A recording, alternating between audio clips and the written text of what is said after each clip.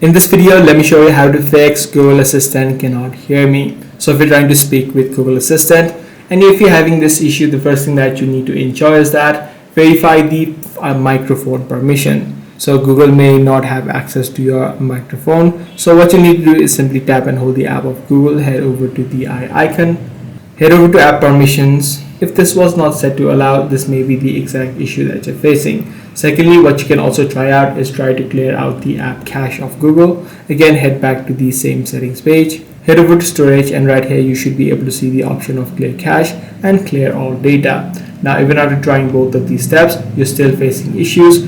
What you'll also need to do is check for connected Bluetooth hardware. So if you were previously connected to a Bluetooth, this may be causing or stopping you from talking or connecting to Google Assistant. So make sure you disconnect, and once you do these couple of steps, you should be able to fix the Google Assistant cannot hear me error. If this video did help you out, be sure to subscribe. I'm going to see you in the next one.